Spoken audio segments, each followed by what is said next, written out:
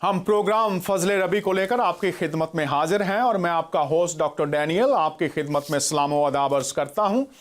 और ये उम्मीद है कि आप सब खुदावंद के फजल में खुश व खुरम होंगे और उसकी बरकत से लुत्फ अंदोज हो रहे होंगे। हम खुदा का शुक्र अदा करते हैं कि बाइबल मुकद्दस खुदा के वादों की किताब है और ये किताब इंसानों के साथ जो खुदा ने वादे किए गए हैं उनको पूरा करते हुए आप दुनिया में खुदा की उस कुदरत को देखते हैं जो इंसानों की जिंदगियों में इन वादों को पूरा कर रही है। बाइबल मुकद्दस में लिखा है कि जो कुछ भी इंसान के लिए नामुमकिन है वो खुदा के लिए मुमकिन है।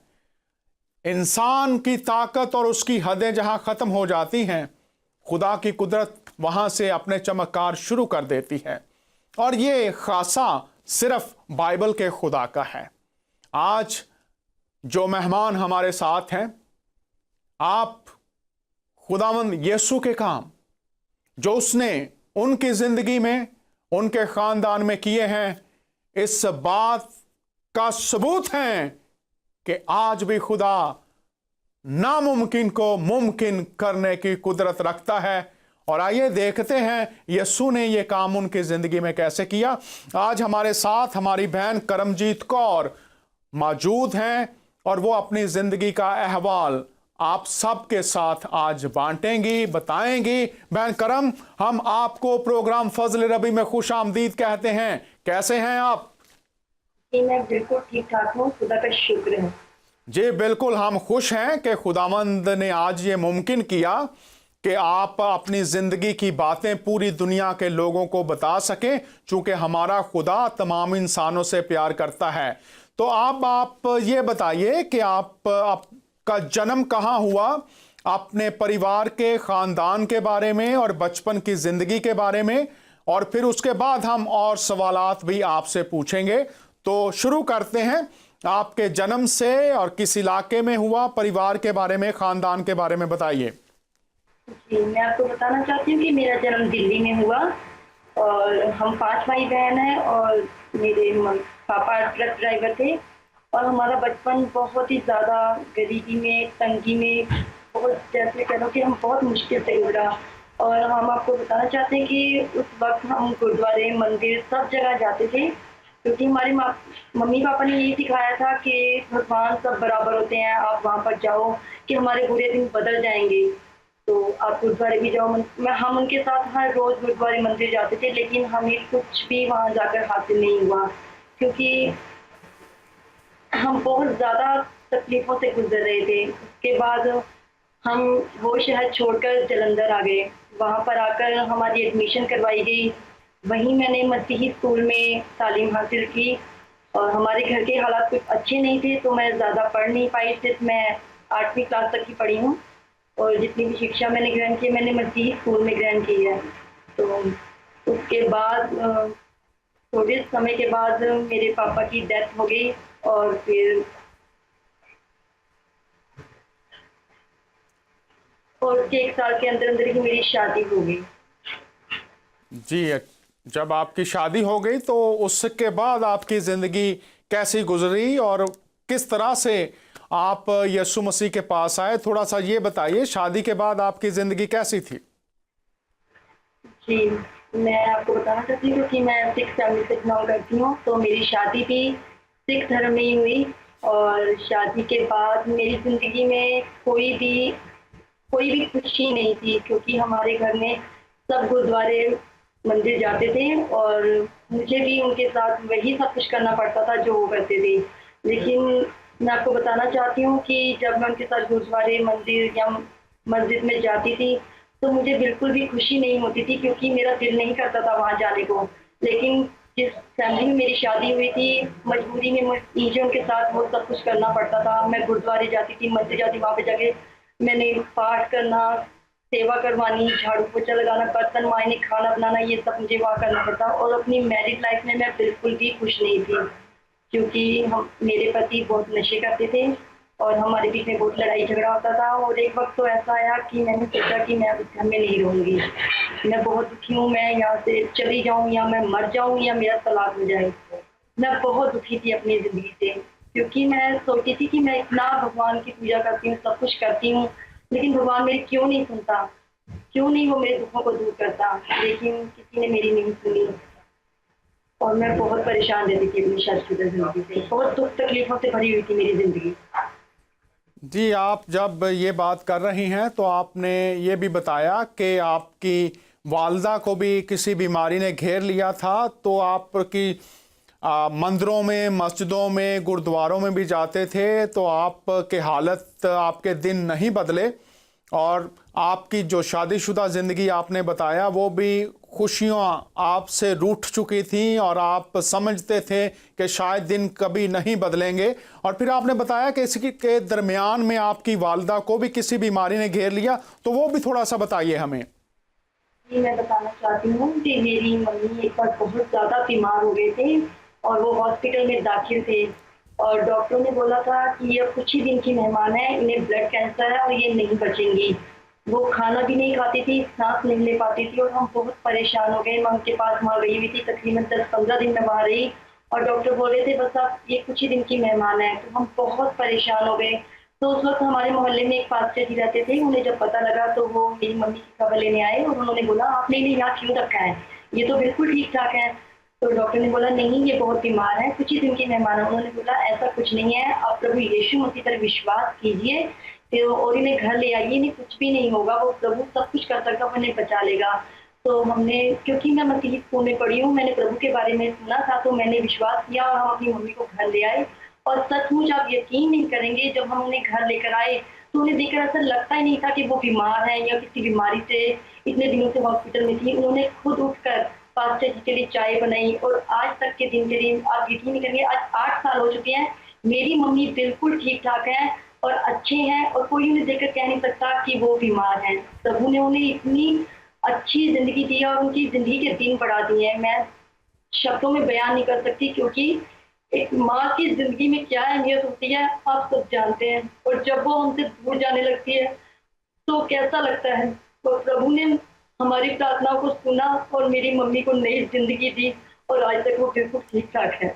जी, ये तो उसका काम है और यीशु ये करता है। तो डॉक्टरों ने क्या बीमारी उनको बताई थी? जी, डॉक्टरों ने बोला था उन्हें ब्लड कैंसर है और वो कुछ ही दिन की मेहमान है। और यीशु ने वो ब्लड कैंसर दूर कर दिया और आप कह रही हैं 8 साल हो चुके हैं यीशु ने ये मौजज़ा किया है। जी हाँ, आज 8 साल हो चुके हैं, मेरी मम्मी बिल्कुल ठीक ठाक है, तंदुरुस्त है और अब भी हमसे मिलने आती है और बोलते हैं कि सब प्रभु की आशीष है, यीशु मसीह ने ही उन्हें चंगा किया है। जी, हम खुदावंद का शुक्र अदा करते हैं इस बड़े मौजज़े के लिए।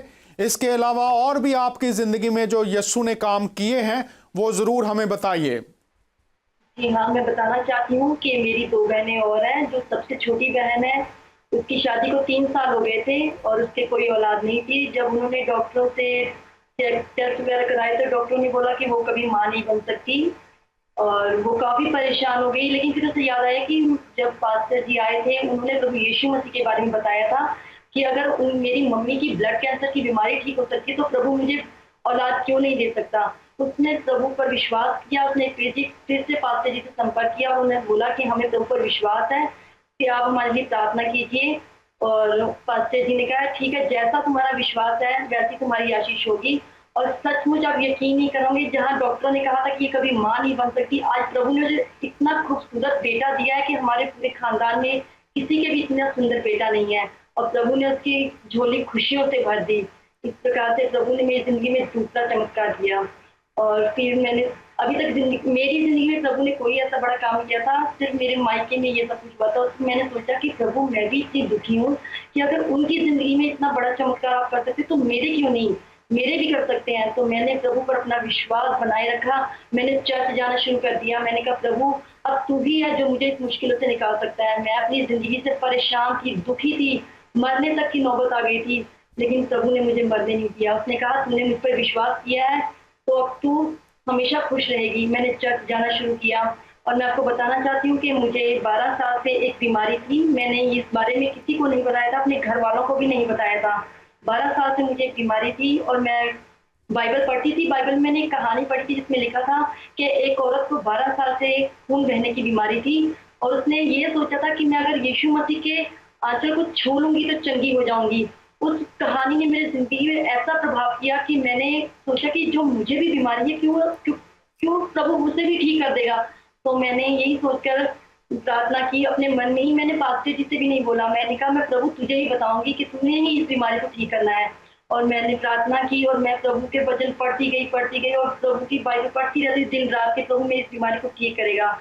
और एक दिन मैंने पास्टर जी से बोला कि मैं अपनी जिंदगी प्रभु को देना चाहती हूँ, क्योंकि मुझे ऐसा लगता था कि ये जो बीमारी मुझे लगी है ये मेरी सिर्फ गलतियों की वजह से या मेरे कोई पाप है जो मैंने किया उसकी वजह से है। तो मेरा विश्वास ये था कि जिस दिन मैं प्रभु को ग्रहण करूंगी सब बीमारियां ठीक हो जाएंगी। और सचमुच जिस दिन मैंने यीशु मसीह को ग्रहण किया, आप यकीन नहीं करोगे, मेरी एक दिन की दवाई 1000-2000 की होती थी और मैं आज कोई दवाई नहीं खाती। बिना दवाई के प्रभु ने मुझे उस 12 साल की बीमारी से आजादी दी और मैं बिल्कुल ठीक हो गई। मैंने कोई भी दवाई नहीं खाई, बिना दवाई खाए वो 12 साल की बीमारी यीशु मसीह ने ठीक की।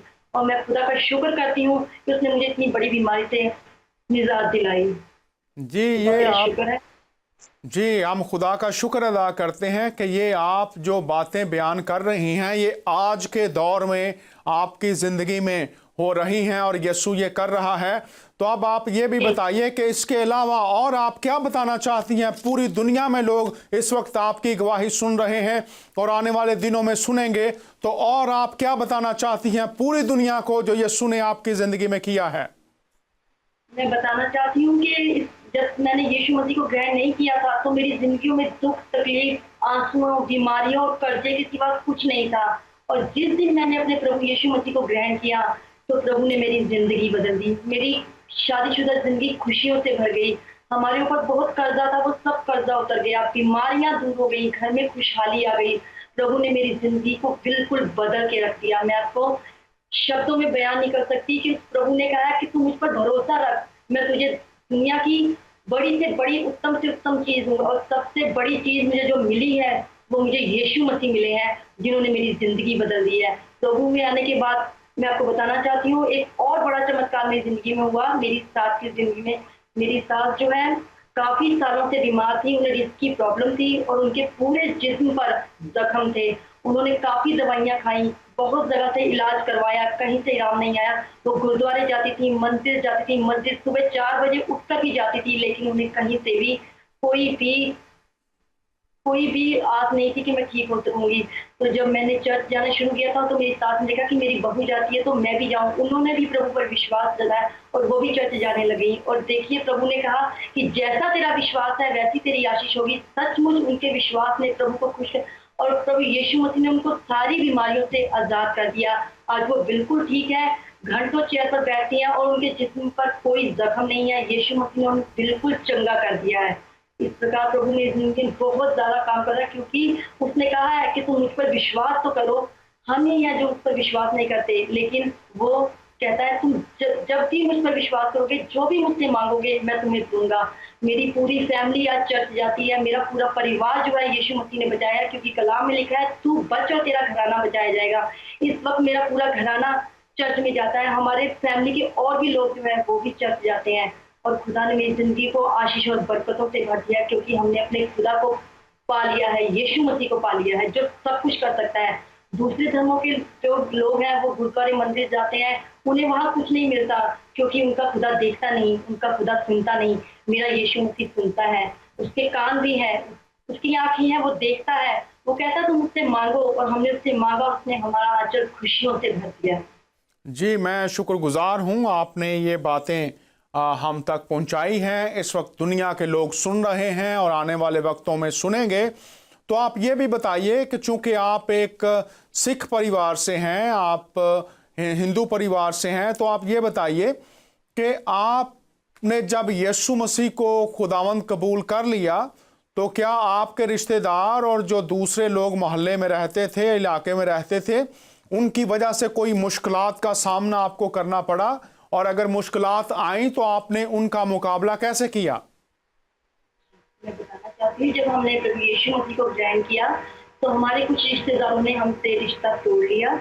मेरी बहन है, उनके जीजा और उनके जो घर वाले हैं, उन्होंने बोला कि आप कहाँ चले गए हो, आपने अपने धर्म को छोड़कर किसी और धर्म को क्यों अपना लिया, आपने पाप किया है, आपको इसकी सजा मिलेगी। लेकिन हम बिल्कुल भी घबराए नहीं। हमने कहा कोई बात नहीं, कोई सजा नहीं मिलेगी, क्योंकि हमारे यीशु मसीह को हमने ग्रहण किया है, वही परमेश्वर है। एक दिन ऐसा आएगा जिसे आज आप बुरा कह रहे हो, उसी के पास आप खुद चल कर आओगे। और सचमुच ऐसा ही हुआ। जो लोग हमारा विरोध करते थे, जो रिश्तेदार हमारे विरोध में थे, वो खुद प्रभु यीशु मसीह के पास, हमारी जिंदगी में जो प्रभु ने आश्चर्य कर्म किए हैं, उन्हें देखकर उन्होंने खुद ने अपनी जिंदगी प्रभु को सौंप दी। आज वो भी प्रभु के पास आए हैं, उन्होंने अपनी जिंदगी प्रभु को सौंप दिया। प्रभु उनकी जिंदगियों में बड़े बड़े काम कर रहा है। और हमारे काफी रिश्तेदार हैं जिन्होंने प्रभु यीशु मसीह को ग्रहण किया है। और जो हमारे आस पड़ोस के लोग हैं, उन्होंने भी विरोध किया, लेकिन हम उनके विरोध का सामना प्रभु यीशु मसीह के वचनों द्वारा किया, क्योंकि हमने किसी से लड़ाई झगड़ा नहीं किया, किसी को बुरा भला नहीं किया। हमने सिर्फ ये कहा कि हम सच्चे परमेश्वर के पास जाते हैं जो हमारी सुनता है, और आप भी आइए, वो आपकी भी सुनेगा। तो हमारे मोहल्ले में भी काफी लोगों ने विश्वास किया, और वो हमें देखकर बहुत खुश होते हैं कि प्रभु ने इनकी जिंदगी को बदल दिया है, तो वो हमारी जिंदगी भी बदलेगा। और काफी लोग हमारे मोहल्ले से भी चर्च जाने लगे और मसीह पर विश्वास करने लगे। जी, हम शुक्रगुजार हैं कि खुदा के बड़े काम आपकी ज़िंदगी में खुदावंद ने किए हैं और आप उनका बयान कर रही हैं। आप हमें ये भी बताइए कि इस वक्त आप अपने चर्च में जहां पर हैं, उस चर्च में आप क्या करते हैं, मसीह के लिए आप क्या कर रहे हैं? मैं आपको बताना चाहती हूँ, मैं चर्च में सुबह संडे हमारे यहाँ चर्च जाते हैं, मेरी पूरी फैमिली जाती है। वहाँ सुबह हम प्रभु के भजन कीर्तन करते हैं, उसकी आराधना करते हैं। उसके बाद पास्टर जी वचन सुनाते हैं, और ये सब हम प्रभु के पास जब जाते हैं तो हमें बहुत खुशी महसूस होती है। एक शांति, अलग सी शांति हमें महसूस होती है, जो कहीं हमें मिली नहीं थी कभी। और हम बहुत खुश होते हैं, और हम दूसरे लोगों को भी लेकर जाते हैं अपने साथ, क्योंकि जो शांति प्रभु ने हमें दी, हम चाहते हैं उन्हें भी मिले। उसके बाद हम बैठकर बातचीत करते हैं पास्टर जी से। वो हमें बताते हैं कैसे आपने लोगों को प्रभु के बारे में बताना है, कैसे प्रभु ने आपकी जिंदगी बचाई है, आप उन्हें भी बताएं, वो भी आप, ताकि उनकी भी जिंदगी बचाई जा सके। इस प्रकार हम वहाँ पर बैठ के सब आपस में बातचीत करते हैं, और फिर बाद में अपने घर जाकर हम लोगों को बताते हैं कि प्रभु कैसे आपकी जिंदगियों को बदलना चाहता है। जैसे उसने हमारी जिंदगी बदली है, वो आपकी भी जिंदगी बदलना चाहता है। आप भी आए, और जो आशीष हमें मिली है वो आप भी पाएं। तो इस वक्त पूरी दुनिया में लोग आपको सुन रहे हैं, और बहुत से लोग ऐसे हैं जो आपकी तरह मुश्किलात का सामना कर रहे हैं। आप उन लोगों को क्या पैगाम देना चाहती हैं? अगर हम आपसे कहें कि ये जो लोग सुन रहे हैं या सुनेंगे, आप उनको क्या पैगाम देना चाहती हैं, ये आप हमें बताइए। मैं आपको बताना चाहती हूँ, जो भी मेरे भाई बहन इस वक्त मेरी इस गवाही को, मेरी इन बातों को सुन रहे हैं, उनके लिए मेरा सिर्फ यही पैगाम है कि प्लीज आप इधर उधर भटकना छोड़ दें। अगर आप परेशान हैं, दुखी हैं, किसी भी तरह की मुसीबत में है, तो आइए हमारे प्रभु यीशु मसीह के पास। उसके पास सब मुश्किलों का हल है। वो सबको बाहें पसारे बुला रहा है कि आओ मेरे पास, मैं तुम्हें शांति दूंगा। जो चंगाइयाँ, जो अच्छाइयाँ उसके पास है, वो कहीं नहीं है। आप इधर उधर मत भटकिए, आपको कोई शांति नहीं दे सकता, कोई भी आपको मुश्किलों से नहीं निकाल सकता। सिर्फ एक है, वो यीशु मसीह, जो हमें परमेश्वर से मिला सकता है, और वही है जो हमें हमारे पिता के पास लेकर जाएगा। अगर आपने ये बुराई का रास्ता ना छोड़ा, तो आप एक दिन नरक में जाएंगे। लेकिन अगर आप अपने प्रभु यीशु मसीह के पास आएंगे, तो वो तमाम आशीषें, बरकतें जो प्रभु आपको देना चाहता है वो देगा, और आपको स्वर्ग लेकर जाएगा, और आपको नरक की आग से बचा लेगा। ये दुनिया में रहकर जो आप दुखों का सामना करते हैं, ये तो कुछ भी नहीं। इससे आगे भी एक दुनिया है जहाँ बहुत दुख है।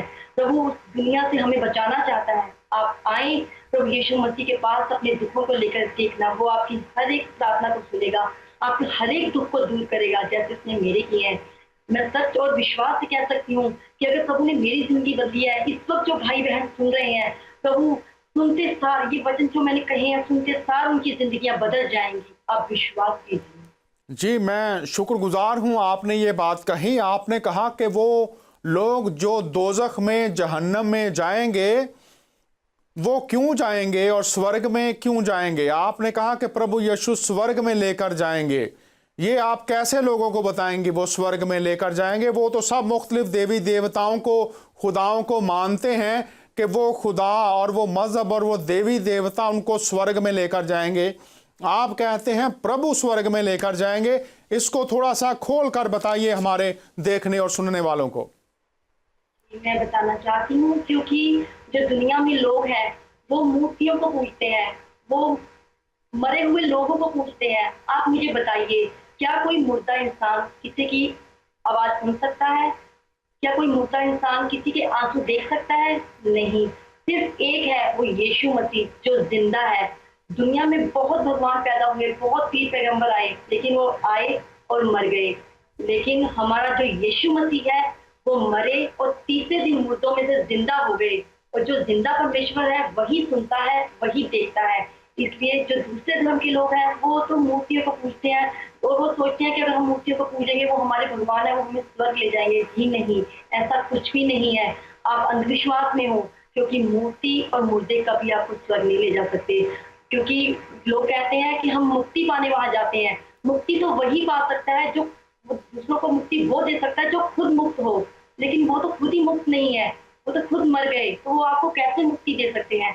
वो आपको स्वर्ग नहीं ले जा सकते। सिर्फ एक जो यीशु मसीह है, क्योंकि वो स्वर्ग से उतरा था, वो परमेश्वर की संतान है, वही आपको स्वर्ग ले जा सकता है, वही आपको नरक की आग से बचा सकता है। इसीलिए वो बाहें पसारे आपको हमेशा यही कहता है, आओ मेरे बच्चों, मेरे पास आओ और मैं तुम्हें स्वर्ग का रास्ता दिखाऊंगा। अगर आप मंदिरों में जाओगे, मस्जिदों में जाओगे और गुरुद्वारों में जाओगे, वहां आपको कुछ नहीं मिलेगा। वो सब लोग तो आपको परमेश्वर के बारे में बताने आए थे, लेकिन लोगों ने उन्हें ही परमेश्वर बना दिया। वो परमेश्वर नहीं है, वो भी परमेश्वर के द्वारा भेजे गए हैं, लेकिन आप लोग उन्हें ही परमेश्वर समझते हो। ये मैं बिल्कुल नहीं मानती कि अगर आप उन्हें पूजोगे, अगर आप उन्हें मानोगे वो आपको स्वर्ग ले जाएंगे। नहीं, सिर्फ यीशु मसीह ही है जो आपको स्वर्ग ले जाएंगे। वही एक सच्चा परमेश्वर है, परमेश्वर की संतान है। आप उसके पास आए, उसको अपनाएं, वो सीधा आपको स्वर्ग लेकर जाएगा। दूसरी जगह पर जाने से आप नर्क में ही जाएंगे। ये नर्क ही है जो मंदिर, मस्जिद और मुर्दों को पूजना है। स्वर्ग तो सिर्फ यीशु मसीह के पास है, उसके पास आए, वही आपको स्वर्ग ले जाएंगे। जी, मैं शुक्रगुजार हूं कि आपने ये सादा बातें जो आपकी जिंदगी में खुदावंद यीशु मसीह ने बर्पा की हैं, आप दुनिया को बता रहे हैं कि बीमारियों से निकलने का ही राह, दुखों से छुटकारा, गुनाहों से छुटकारा, जहन्नम की आग से अगर किसी ने बचना है तो उसकी राह सिर्फ और सिर्फ खुदावंद यीशु मसीह हैं। मैं चाहूँगा कि आप पूरी दुनिया के लोग जो इस वक्त सुन रहे हैं, आप प्रभु से प्रार्थना कीजिए, दुआ कीजिए कि खुदा सुनने वालों की जिंदगियों को भी बदल दे। और जो चमत्कार ब्लड कैंसर से, जैसे आपकी वालिदा को शिफा मिल गई, बहुत से लोग इस वक्त कैंसर के मरीज होंगे, दिल के मरीज होंगे, गुर्दों की बीमारियों के मरीज होंगे और बीमारियों के मरीज होंगे। आप दुआ कीजिए कि वही प्रभु इस वक्त उनको भी छुए और वो अपनी बीमारियों से आजाद हों। और जो लोग जहन्नम की राह पर जा रहे हैं, खुदा उनकी अक्लों को रोशन करे कि वो भी सच्चाई को जानकर आपकी तरह जो स्वर्ग है, जो जन्नत है, जो खुदा के साथ जिंदगी है, उसकी पहचान तक पहुंच सके। तो आपको मैं आपसे दरख्वास्त करता हूं कि आप इस वक्त दुआ कीजिए और उसके बाद हम प्रोग्राम को जारी रखेंगे।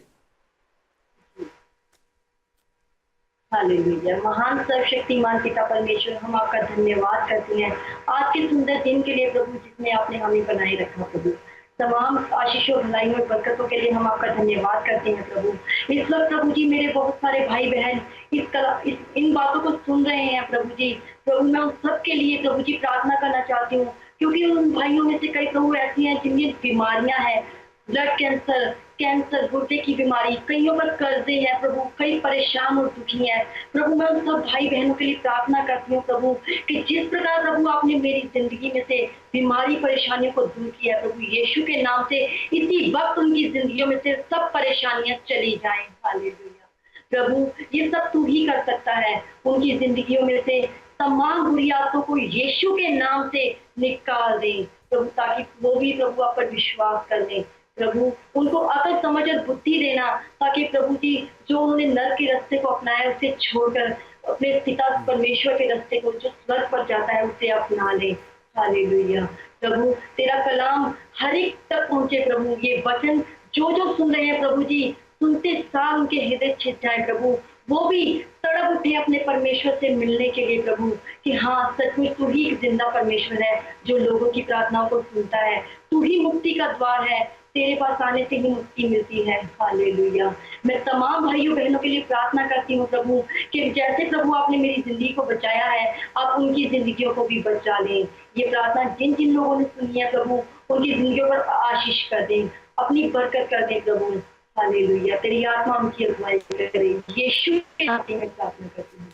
आमीन आमीन आमीन। शुक्रिया अदा करते हैं बहन करमजीत कौर, आपने अपना वक्त दिया, आप हमारे साथ आए। खुदावंद आपको बहुत बरकत दे। तो आप जो लोग सुन रहे हैं मेरे अजीजों, हमारी बहन ने बताया कि डॉक्टर्स ने उनकी मां से यह कहा था कि यह चंद दिनों की मेहमान है, और यीशु मसीह के नाम से जब दुआ की गई, ब्लड कैंसर खत्म हो गया, मौत शिकस्त खा गई, और यीशु की जिंदगी उसकी वालिदा के रूह बदन जान में आ गई, और वो आज भी जिंदा है, और वो 8 साल इस बात को गुजर चुके हैं। यीशु शिफा देता है और जहन्नम की आग से छुटकारा देता है। वही है जो कर्जों से भी छुटकारा देता है। वही है जो आपके लिए अपनी बाहें फैलाए हुए खड़ा है, इंतजार कर रहा है कि ऐ जहन्नम के राही मेरे पास आ, मैं तुझे जन्नत का वारिस बना दूंगा। ये यीशु के अल्फाज हैं। बोझ के दबे हुए लोगों, मेरे पास आओ, मैं तुम्हें आराम दूंगा। मेरे बहन और मेरे भाई, इस गवाही को बार बार सुनिए और यीशु मसीह के कामों को देखिए।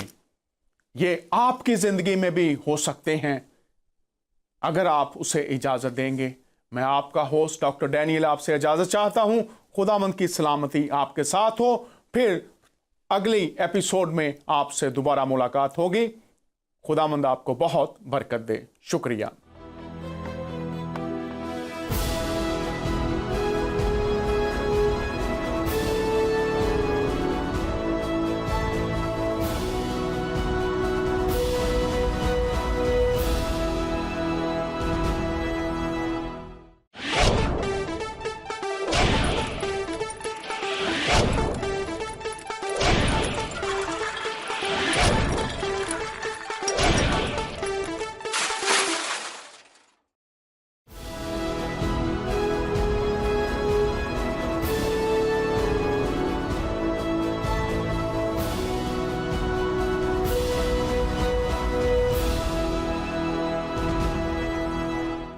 हम प्रोग्राम फजले रबी में आपको खुशामदीद कहते हैं।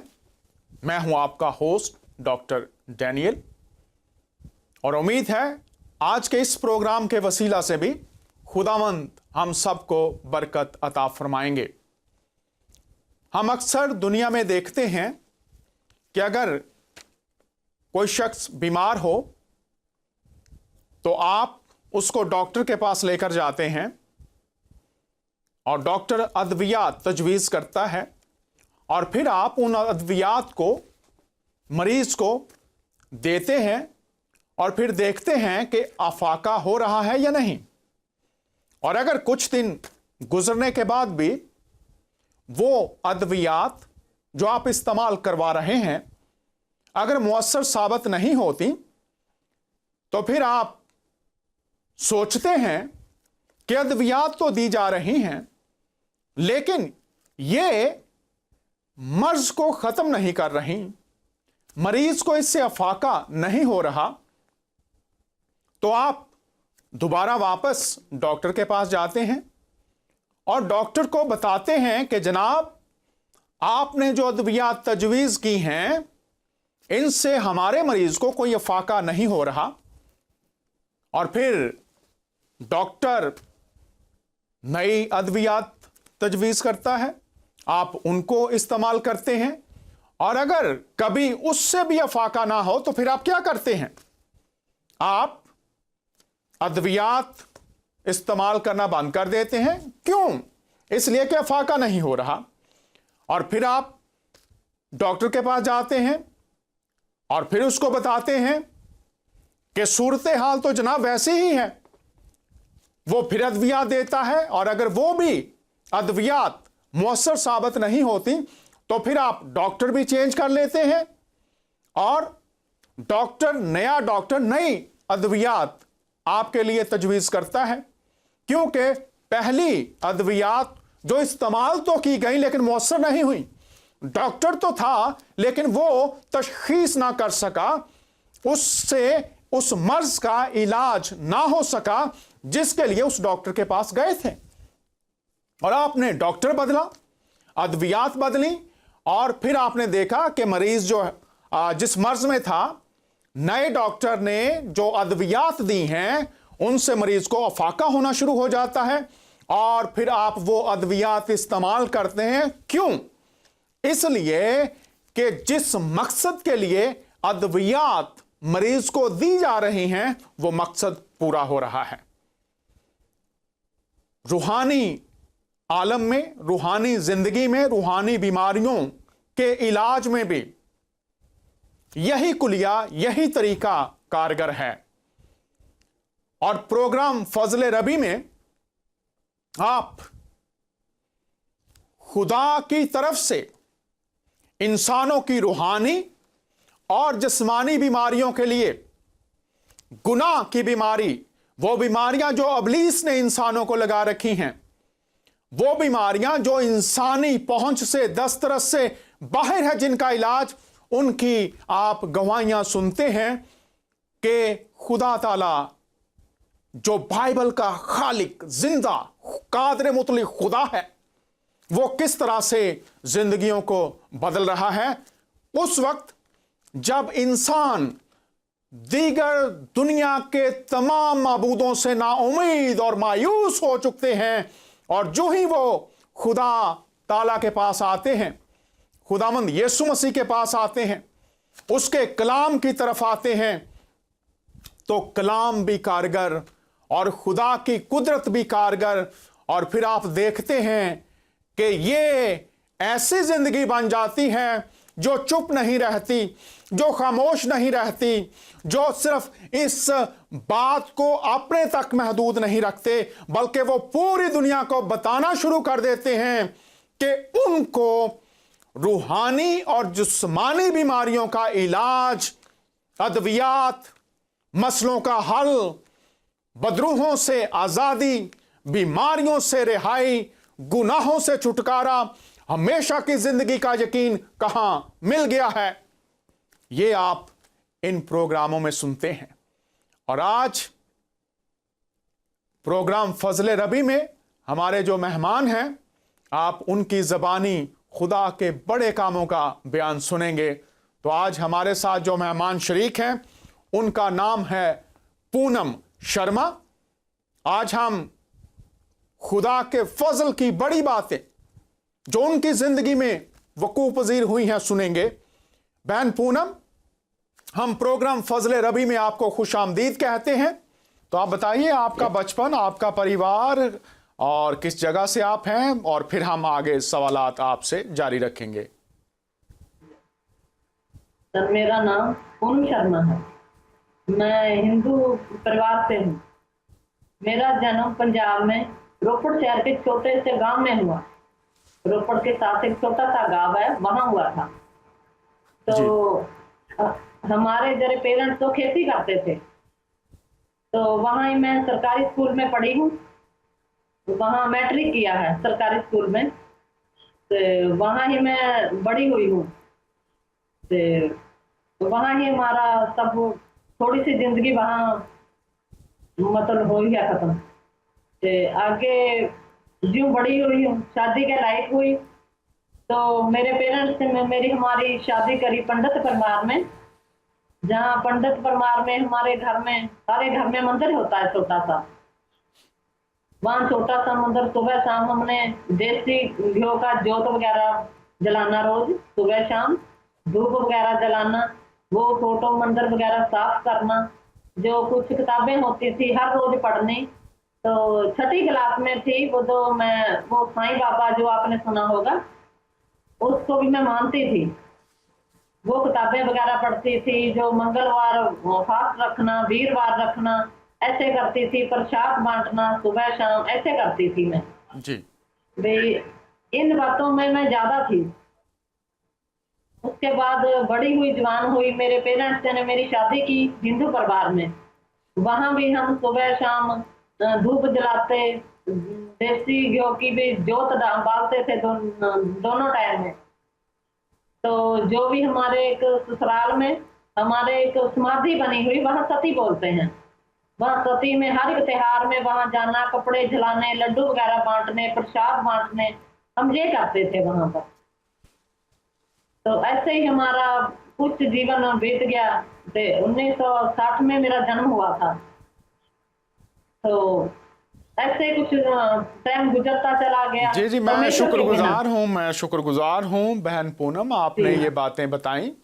अब मैं आपसे जी। ये पूछना चाहूँगा कि आपने प्रभु यीशु तक आप कैसे पहुँचे, उनको कैसे कबूल किया, किस तरह से ये हुआ, आप हमारे देखने और सुनने वालों को ये ज़रूर बताइए। तो मेरे 3 बच्चे हैं। तो मेरे हस्बैंड एक छोटी सी फैक्ट्री में लगे हुए थे। वहां इनको पैरालाइज का अटैक हो गया। पैरालाइज का अटैक हुआ तो इनको हम उठा के अस्पताल में लाए। फिर अस्पताल में इनको पीजीआई, बहुत बड़ा अस्पताल, वहां ले गए। तो 2 साल हम बहुत घूमे फिरे, जहां भी किसी ने हमको बताना वहां साधु बाबा है, समाधि है, मंदिर है, सियाने हैं। हमने मेरे 3 बच्चे, हमने 2 हस्बैंड वाइफ, हमने सारों ने तबीत बांधे हुए थे। जो जहां पर हम जाते थे वो हमको तबीत बना के देते थे कि जहां बांध लो। तो हमने बांधे हुए थे। तो हम जो भी वो किताबें देते थे वहां करते थे, धूप वगैरह डालनी, जो सब करते थे। लेकिन 2 साल हम बहुत ही घूमे। हमारे हस्बैंड को कहीं भी आराम नहीं हुआ। उसके बाद दवाई चलती थी इनकी पीजीआई में, दवाई बहुत महंगी थी जो हम ले नहीं पाते थे। तो मैं भी बीमार रहती थी बहुत, मेरे को 3-4 बीमारी थी। तो वहां फिरते रहे। तो इसके बाद जो पैसा था हमने बच्चों की लाइफ के लिए रखा हुआ, वो हमारा सारा खत्म हो गया। तो बच्चे हमारे पढ़ते थे, हमको बहुत फिक्र था। तो हमारी बेटी ने जो 2 साल के बाद फिर उन्हें +2 की, तो उसमें कॉलेज को लगाया। तो हमारे रिश्तेदार ने किसी ने भी उसकी फीस नहीं भरी। वहां से हम हटा ली, बच्ची हटा के थे छोटे से सेंटर में लगा दी। जो सेंटर था वहां सिलाई सीखने का, वहां पर मुसी बहन सिखाती थी। तो मेरी बच्ची थी जो वहां गई। उस रात हमने एक साधु बाबा को अपने घर में बुलाया हुआ था। वो पूरी रात हमारे घर में धूना लगा के बैठा हुआ था। तो जब मेरी बच्ची वहां गई, उसकी आंखें लाल थी क्योंकि वो छोटी सी, सो पाई नहीं थी। हम कोई भी सो नहीं पाया उस रात में। तो उसने पूछा भी आपकी आंखें क्यों लाल है। वो बताने लगी कि दीदी हमारे घर में बाबा जी आए हुए थे, इस करके मैं रात को सो नहीं पाई। तो उस बहन ने बताया भी, रोजी मेरी बेटी का नाम, उसने बताया भी रोजी बाबा जी कुछ नहीं कर पाएंगे, आप परमेश्वर के पास आओ। जबकि हमको परमेश्वर का बिल्कुल भी पता नहीं था भी कौन है, क्या इसका नाम है, जो कुछ भी है। तो उसने हमारी बेटी को थोड़े बहुत वचन बताए। तो हमारे ये पास्टर चरण सिंह जी हैं, ये इनके दास उनके घर में शाम को आए हुए। तो मेरी बेटी को कहने लगी भी तू शाम तक रुक जा, हमारे घर में प्रार्थना करने वाले आएंगे। मेरी बेटी वहां रुकी, उन्होंने थोड़ी बहुत प्रार्थना की, वचन दस्ती, लेकिन समझ में नहीं आया। एक बार तो पता ही नहीं लगता भी क्या है ये क्या नहीं। तो मेरी बच्ची जो शाम को आई, मेरी बच्ची ने मुझे बताया कि मम्मा दीदी के घर में तो प्रार्थना वाले आए हुए थे। मैं क्या, अच्छा आए होंगे। तो कहनी मैंने भी पापा के लिए प्रार्थना करा दी। मैं अच्छा किया, करा ली। तो पता है नहीं था कुछ भी। तो उसके बाद वो बहन थी हमारे घर में, रेगुलर आती रही, माँ को वचन बताती रही। लेकिन हम इधर को धूप बत्तियां, अपने जो दीवे बालते थे, जोत लगाते थे देसी घी की, वो भी करते रहे। जबकि हम बच्चों को खाने के लिए देसी घी नहीं थे देते, जोत के लिए हम जरूर ही वो बालते थे वो जी। तो उसके बाद धीरे धीरे हम ऐसे ही करते रहे। 1 महीना हो गया हमको, तो कुछ समझ भी नहीं आया। छोटी छोटी संगति वगैरह करने लगे।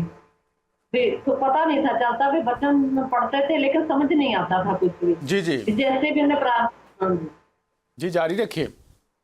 हाँ जी, जैसे जैसे भी हमको बताते गए, फिर हमको उसमें चर्च बताई। चर्च में आए, वहां चर्च में आए तो इन्होंने अन्य भाषा में प्रार्थना की। हमको तो बहुत फिक्र में पड़ गए, हम ये तो और ही कुछ भाषा बोलते हैं, हमको तो समझ में नहीं आएगा। मैंने अपनी बेटी को बोला अभी हम कहाँ चले गए, हमको ये कहाँ से आएगी प्रार्थना, जो तो कुछ और ही बोलते हैं, हमको ये भाषा नहीं आती। हमने बहन को बोला भी हम तो फंस गए, तो भी हमको आएगा नहीं। वो कहती आप सुनते चले जाइए, आपको सब कुछ आएगा। तो हमने बोला, उनने बोला बहन ने भी जो फोटो वगैरह आप घर में सब कुछ जो भी सामान है आप बाहर फेंक दो। तो हम बोलते थे भी जैसा फेंकेंगे तो हम हमारे पर तो उल्टी पड़ जाएंगी। जे हम पास्टर चरण जी से बात की भी पास्टर जी हम कैसे करें, जैसे हम पर उल्टी पड़ जाएगी। पास्टर जी हमें बताया तो कुछ नहीं होने वाला, ये कुछ नहीं कर सकती, ये तो मूर्ति है, इसे बोलती नहीं, सुनती नहीं, ये देखती नहीं, ये कुछ नहीं कर पाती, हमारा जिंदा परमेश्वर है, तुम विश्वास रखो। तो मैंने छोटी सी प्रार्थना की घर में भी, परमेश्वर यीशु मैं अपने आप को तेरे हाथों में सौंपती हूँ, भी मेरे साथ साथ मैं लहू में ढांकती हूँ। तो जो भी किताबें थी, मूर्ति वगैरह थी, जो मैंने इकट्ठी की करके, जो भी कपड़े अच्छे कपड़े थे जिनमें किताबें भी पाई हुई थी, वो भी उठाई हमने वो नहर में फेंक दी। तो धन्यवाद परमेश्वर का, मेरे को कुछ नहीं हुआ, परमेश्वर को बहुत बहुत धन्यवाद करती हूँ। उसके बाद चलो मेरे हस्बैंड को लाई भी थी, जो एक्सरसाइज कराते हैं, डॉक्टर लाया हुआ था 1800 रुपए महीने में। तो वो बोलता डॉक्टर भी ऐसा अच्छा नहीं होगा, तुम 3600 रुपए महीना लगाओ। अब हमने के 1 घंटा सवेरे 1 घंटा शाम हाथ पांव हिलाकर चला जाता था, वो 3600 रुपए महीना लेता, जबकि वो भी घर में बैठ के, बच्चे छोटे थे, मैं भी घर में थी, कमाई वाला कोई नहीं था, लेकिन जो पैसे थे वो सारे खत्म हो गए। कि परमेश्वर ने मेरे पति को दर्शन दे के बोला भी एक्सरसाइज बंद कराओ तुम। मेरे पति बोलते हैं भाई मेरे को तो एक सलीब दिखती है, क्रूस जैसा है, हमको पता नहीं था कि क्रूस सलीब क्या होता है।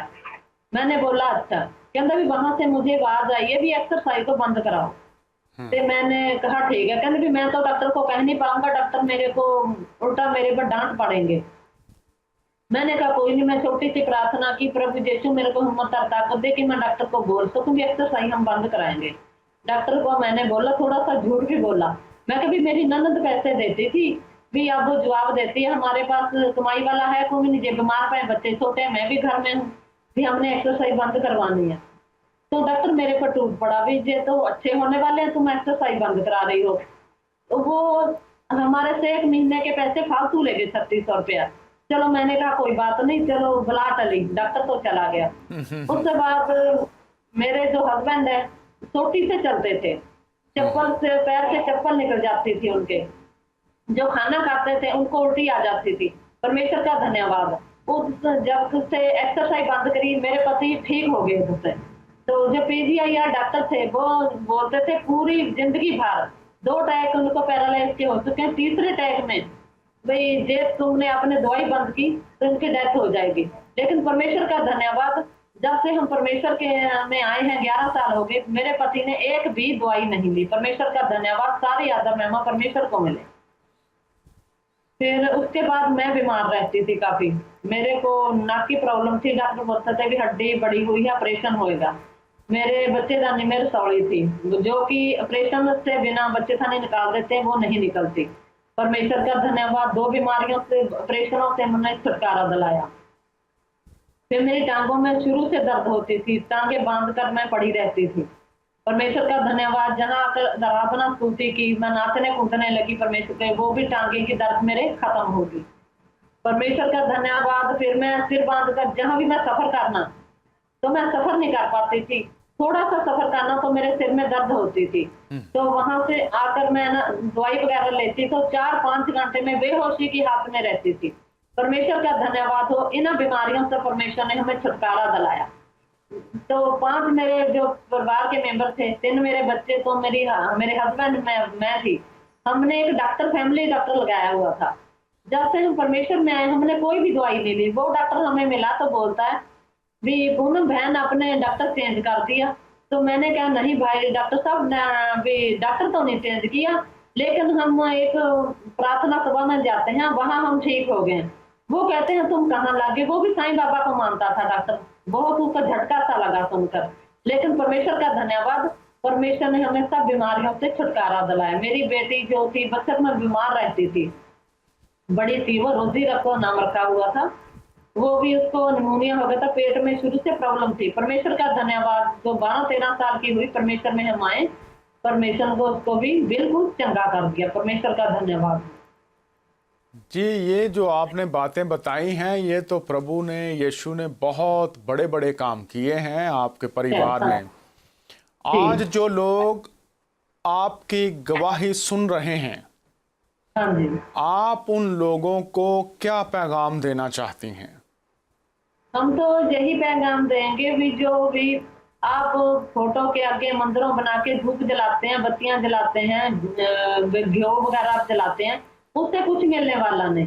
आप सच्चा जिंदा के परमेश्वर के पास आइए, वो ही सब कुछ देने वाला। क्योंकि उसके वचन में लिखा है, भी बोझ के दबे हुए लोगों मेरे पास आओ, मैं तुम्हें राम दूंगा। सचमुच हम उसके पास आए, उसने हमें राम दिया। प्रभु का बहुत धन्यवाद करती हूँ। तो आप ये बताइए, प्रभु ने आपके लिए ये सारे काम किए, मोजज़े किए हैं आपके लिए, तो आप जी इस जी। वक्त, आप और आपका परिवार प्रभु के लिए क्या कर रहे हैं? हम प्रभु की सेवा करते हैं। बच्चे, बड़ी बेटी है जो मेरी रोजी, वो उसकी शादी हुई है पिछले 2 साल हो गए, भी वो पास्टर के लड़के के साथ हुई है। वो भी बेटा पास्टर है। और हमारे नजदीकी शहर है नवा शहर, वहां मेरी बेटी की शादी हुई है पास्टर के साथ। ठीक है, तो तो आप, बाकी मेरा बेटा है, बेटा जो मेरा वो इंजीनियर कर रहा है। बेटी मेरी एक साथ ही में स्कूल है, बीए करके बीए की है वो, उसने कंप्यूटर का कोर्स किया, वो भी दास साहब के स्कूल में पढ़ा रही है। परमेश्वर का धन्यवाद हो। परमेश्वर के हमारे जीवन में बहुत काम किए हैं, अभी भी करता है। छोटे और भी इतनी गवाहियां हैं कि जो बताऊं तो पूरा दिन ही लग जाएगा। जी, बहुत मैं शुक्रगुजार हूँ। जी चाहता है जी कि आप और प्रभु के कामों का बयान करते रहें और हम सुनते रहें। जी ये बताइए, जी जब आप हिंदू परिवार से आए हैं, तो जी जब आपने प्रभु यीशु को अपनी ज़िंदगी दी, तो उसके बाद आपके जो बरादरी के लोग हैं उनकी तरफ से, या जो रिश्तेदार हैं उनकी तरफ से कुछ मुखालफतों का सामना करना पड़ा? और अगर जी मुखालफतें बहुत। हुई तो आपने उनका जी जी कैसे सामना किया, ये भी बताइए हमें। जी। एक समय की बात है, 4-5 साल हो गए पहले, हम हमारे में ना एक राखी बांधते हैं भाई को। जी तो मेरी नंदे हैं जो राखी लेके आ गई हमारे घर में। तो दिवाली का त्योहार होता, उसके बाद टीके लगाते हैं हमारे भाई को। तो हमने तो बंद कर दिए थे, अपने बेटे को कुछ नहीं करने दिया। मेरी बेटियां मेरे बेटे को ना राखी बांधती हैं, ना टीका वगैरह लगाती हैं। जी मेरी नंदे 3 है, वो लेकर आ गई। तो मैंने हाथ जोड़ के कहा, मका बहन जी, भी हमारे आपके भाई को ना तो राखी बांधे, ना ही टीका लगाए, क्योंकि हमें परमेश्वर में आ गए, हम ये नहीं करते। वो मेरे साथ बहुत मतलब लड़ी, बहुत कुछ बोला उसने। तो मैं रोने लगी वहां पर। मैं क्या, जो भी हमको कुछ होता है हम आपको देंगे, लेकिन ये नहीं भी हम राखी बंधाएं या टीका दें। हमारे से बहुत वो उलझी लड़ी, हमारी सास भी सौरा भी बहुत कुछ बोले, लेकिन हमने परवाह नहीं की उन बातों की। हमारे फिर एक त्योहार होता है जो पति का रखते हैं, करवा चौथ बोलते हैं उसको। तो मेरी सास बोलती है, जो तेरे पति को अटैक हो गया, एक अटैक हो गया तो चले जाएगा, तुमको क्या मिलेगा? जिसको तो पीछे लगी वो क्या देगा? मैंने इसकी कोई बात नहीं सुनी। मैं वो त्योहार था पति के लिए रखते, मैं बंद कर दिया। एक त्योहार और होता है, वो रखते हैं बेटे के लिए, उसको झकरा बोलते हैं। भी जिसके बेटे को झकरा रखते हैं, भी जिसके नहीं बेटे को तो मैं वो भी त्योहार बंद कर दिया। मैंने कहा, मैंने अपना पति, अपना परमेश्वर, अपना परिवार अपने परमेश्वर को सौंप दिया, अब मैं कुछ नहीं करूंगी। हमने सब कुछ बंद कर दिया। तो पूरा परिवार आज भी हमारे से नाराज है। कोई रिश्तेदार हमसे बोलता नहीं, भी मतलब कुछ नहीं, हमसे बात नहीं करता, कुछ नहीं। लेकिन हम उनकी कोई परवाह नहीं करते, क्योंकि हमारा जो भरोसा है जिंदा परमेश्वर से, वो हमारा पिता, वो हमारा भाई है, वो ही हमारा बाप है, जो हमारा अच्छा दोस्त है, उसी को हम मानते हैं। हमारा पूरा भरोसा हमारे परिवार का भी उसी पर है। जी, मैं शुक्रगुजार हूँ कि आपने ये बातें हमें बताई हैं। तो आप, चूंकि पंडित फैमिली से, जो आपने बताया है कि आपके घरों में मंदिर होते हैं, तो जो आपके घर में मंदिर था उसको आपने क्या किया? वो अभी भी है या?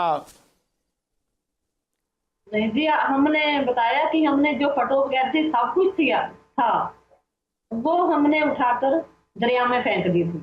अच्छा, तो जो भी धूप जलाते थे, जो भी देसी घ्यो रखने का बर्तन था, जोत का बर्तन था, जो भी था बहुत कुछ रखा हुआ था। वो हमने किताबें वगैरह थी, हमने जो तवीत बांधे हुए था पूरे परिवार ने, हमने वो उठाकर दरिया में फेंक दिए थे। जी, बहुत शुक्रगुजार हूँ। अगर आज जो लोग इन तमाम रस्मों में जुड़े हुए हैं, फंसे हुए हैं, उनके लिए आप क्या पैगाम देंगी? अगर हम आपसे पूछें, चूंकि ये प्रोग्राम पूरी दुनिया में लोग देखेंगे, तो आप क्या पैगाम देना चाहती हैं वो ख़ानदान, परिवार जो इन मुख्तलिफ मुश्किलात का सामना कर रहे हैं, क्या आप पैगाम देंगी? मैं तो सभी बहन भाइयों को यही कहूँगी, चाहे कोई हिंदू हो, चाहे मुसलमान, चाहे सिख हो, कोई भी जाति का हो, मैं तो सब बहन भाइयों को यही पैगाम दूंगी, जो मूर्ति पूजा है, जो इंसान की बनाई हुई है, जो परमेश्वर की बनाई हुई नहीं, परमेश्वर तो हमारा जिंदा परमेश्वर है। परमेश्वर का इकलौता बेटा, परमेश्वर ने अपना बेटा हमारे लिए दिया, हमारे लिए जान दी, लहू बहाया। जो भी मूर्ति पूजा है, जो मूर्ति इंसान ने बनाई है, इसमें रब वास कर ही नहीं सकता। भी मैं तो यही पैगाम दूंगी कि मूर्ति पूजा को छोड़कर जो मूर्तियां ना बोलती हैं, ना सुनती हैं, ना देखती हैं, भी ना ही हमारे से बातचीत करती हैं, ना ही सारी बीमारियों का, परेशानियों का हल करती हैं, सभी इनको छोड़कर जिंदा परमेश्वर के पास आइए। परमेश्वर के कलाम में भी लिखा है, बोझ के दबे हुए लोगों मेरे पास आओ, मैं तुम्हें राहत दूंगा। तो परमेश्वर के वचन में ये भी लिखा है, मैं किसी भी किताब में नहीं पढ़ा कि मांगे तो तुम्हें दिया जाएगा, क्योंकि तो परमेश्वर के कलाम में लिखा है कि जो कुछ तुम मांगो मैं तुम्हें दूंगा। मैं आज तक किसी भी किताब में पढ़ा नहीं। तो परमेश्वर का धन्यवाद हो। अपने रिश्तेदार को जब मैं जाती हूँ, लिटरेचर में नाम लेके जाती हूँ, वहां पर लोगों को सुसमाचार देती हूँ, अपनी गवाही सुनाती हूँ। जी, बहुत शुक्रिया। और हमारी दुआ है कि खुदावंद यीशु मसीह आपको और ज़्यादा अपनी पहचान, अपने वचन की, कलाम की समझ अता फरमाए, और आपको, आपके परिवार को दुनिया के लोगों के लिए अपनी बरकत को पहुंचाने का सबब बनाए रखें। हम शुक्रिया अदा करते हैं, आज आपने वक्त निकाला और पूरी दुनिया के लोगों के सामने जो काम यीशु ने आपकी ज़िंदगी में किए हैं उनका बयान किया। हम शुक्रिया अदा करते हैं। आप सुन रहे थे हमारी बहन पूनम शर्मा।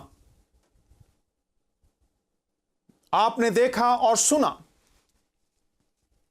शौहर को 2 अटैक उन्होंने कहा हो चुके थे। डॉक्टर्स ने कहा तीसरा हुआ तो खत्म हो जाएगा। डॉक्टर्स कहते हैं खात्मा, लेकिन यीशु मसीह के पास जब यह खानदान आ गया तो उन्होंने यह बताया कि उनका शौहर फालज से शिफा पा चुका है और उसको कोई तीसरा अटैक नहीं हुआ, क्योंकि यीशु का वादा है, मैं इसलिए आया हूं तुम जिंदगी पाओ और कसरत से पाओ, जमीन पर भी 100 गुना और आसमान पर भी 100 गुना। तो यह वादा आपने देख लिया। सिर्फ बाइबल में लिखा हुआ नहीं है कि यह सिर्फ लिखी हुई बात नहीं, यह जिंदगियों में पूरी होने वाली बात है, और यीशु का कलाम यह कर रहा है। घर में मंदिर बना रखा था, बीमारियों ने घर में डेरे डाल रखे थे, और वो कहती हैं कि बीमारियों की वजह से जो पैसे बच्चों की तालीम के लिए रखे हुए थे वो भी खत्म हो गए, पैसे खत्म हो गए, उम्मीद खत्म हो गई, मायूसियों के डेरे हैं। लेकिन फिर एक वो उम्मीद जो सच्ची उम्मीद है, वो ईमान जो जिंदा ईमान है, वो खुदा जो जिंदा खुदा है, उसकी खुशखबरी मिल गई, और उन्होंने यीशु मसीह को अपनी जिंदगी में खुदावंद कबूल किया। यीशु मसीह की पैरवी करने लगे, और जो ही यीशु की पैरवी की, बीमारियां खत्म हो गईं, फालज खत्म हो गया, ना उम्मीदी चली गई, मायूसी चली गई, खुशहाली ने डेरे डाल लिए। रूहानी तौर पर, जिस्मानी तौर पर उन्होंने बहाली का तजर्बा अपनी जिंदगी में, अपने खानदान में किया और आज वो पूरी दुनिया के सामने गवाही दे रही हैं कि एक ही सच्ची किताब है जिसको बाइबल मुकद्दस कहते हैं, एक ही सच्चा खुदा है जिसको यीशु अल मसीह नासरी कहते हैं, और वही है जिसको चख कर देखिए, आजमा कर देखिए, जैसा उसने फरमाया है वो अपने कलाम को पूरा करने पर कादिर खुदा है। आप क्या इंतजार कर रहे हैं? आइए यीशु को पुकारिए, उसके पास आइए, क्योंकि उसकी मोहब्बत तमाम इंसानों के लिए बिला इम्तियाज है। आज आपका मौका है, उसको पुकार के देखिए। आज सोने से पहले, जब सुबह उठते हैं, अगर इस वक्त दिन है, आप ये प्रोग्राम देख रहे हैं, इसी लम्हे उसको पुकारिए, क्योंकि वो मुर्दा नहीं, उसकी कब्र खाली है, वो जिंदा खुदा है, वो आपके पास आ मौजूद होगा, क्योंकि वो आपसे मोहब्बत करता है। आइए उसकी मोहब्बत को अपनी जिंदगियों में आने की दावत दें। आपकी जिंदगियां पूनम शर्मा और उसके खानदान की तरह बदल जाएंगी। मैं आपका होस्ट डॉक्टर डैनियल आपसे इजाजत चाहता हूं। फिर अगली एपिसोड में आपसे मुलाकात होगी। खुदावंद की सलामती आपके साथ रहे। आमीन। खुदा हाफिज।